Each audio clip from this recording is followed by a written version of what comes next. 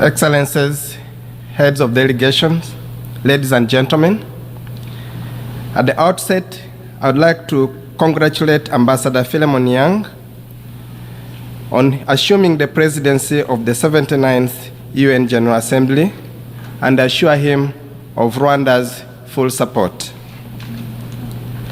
As we conclude the 79th United Nations General Assembly debate, unity has been a central theme throughout this year's high-level week, and rightly so.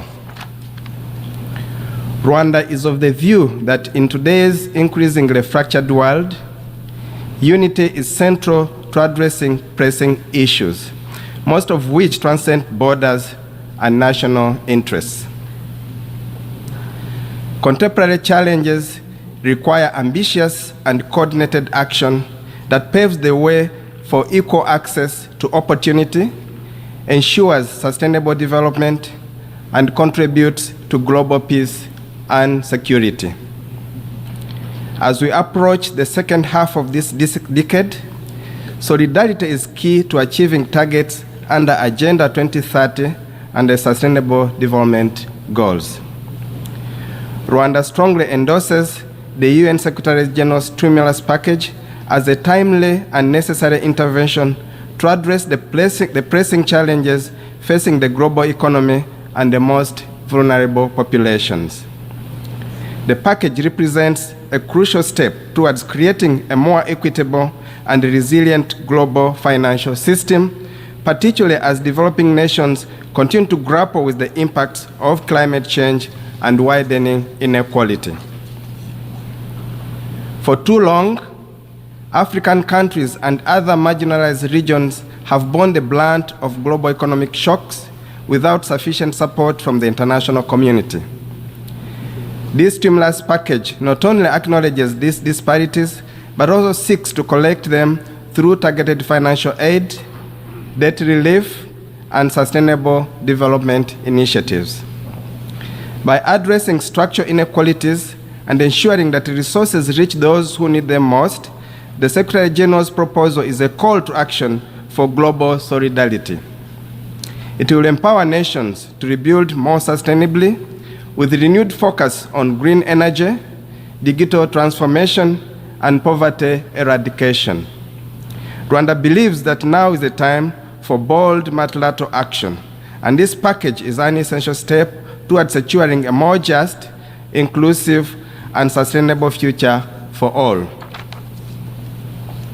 Mr. President, Rwanda commends the efforts by the Secretary General and Member States for convening the Summit of the Future. This summit and the adoption of the Pact of the Future are crucial steps in boosting action to protect the interests of present and future generations. Rwanda knows firsthand what division and fracture can do to a society, let alone a community of nations. In the aftermath of the genocide against the Tutsi in 1994, we Rwandans found ourselves at a crossroads where we chose unity over division for our own survival. This choice was not an easy one, but it was the right one and has defined Rwanda's post-genocide nation building ever since. The world now stands at a similar crossroads with a choice to make, to choose unity for the collective good. This is what the Kwibuka Frame of Hope monument in memory of the 1994 genocide against the Tutsi, recently built in the gardens of this United Nations building, stands to remind the world. Excellencies, ladies and gentlemen, reports show that Africa is set to be the engine of future global growth in the decades to come. With the world's fastest growing middle class, estimated to encompass 1.1 billion people by 2060, Africa will take the center stage of global affairs. However, this feat cannot be achieved without the adequate tools to both finance the decarbonization of our economies and mitigate the effects of climate change. Building resilient economies in the global south is an urgent priority, which goes hand in hand with increased solidarity from those who are most responsible for carbon pollution. The pay-to-pollute model is not a viable option. Solidarity and investment are.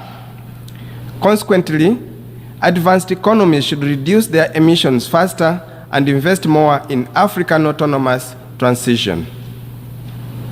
In a few weeks, the world will gather in Baku, Azerbaijan for COP29.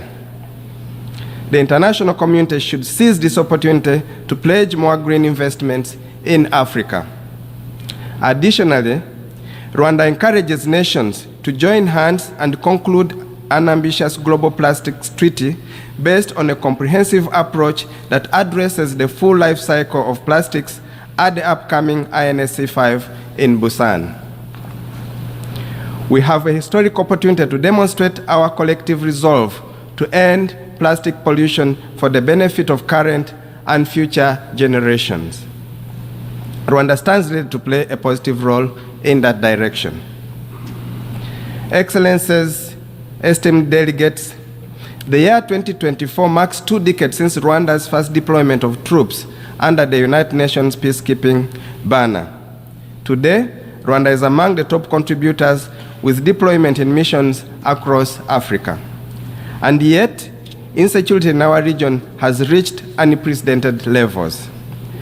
This is evidenced by the rising threat of radicalized insurgency in the southern part of the continent, terrorism in the Sahel, or the presence of state-sponsored genocide militias right by our border. Mr. President, no more than ever, cosmetic fixes must be avoided in favor of long-term solutions addressing the root cause of these conflicts. Security is not only achieved by silencing the guns, it is also achieved by building a fit-for-purpose global governance system capable of quickly adapting to crises. Reform of multilateral financial institutions is complementary to the reform of the United Nations Security Council, as both are crucial for creating a more equitable and effective global governance system.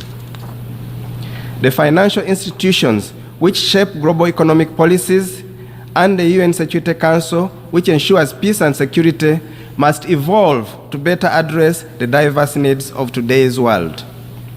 Without reform, these bodies risk perpetuating inequalities, particularly for Africa, which has historically been underrepresented in decision-making processes.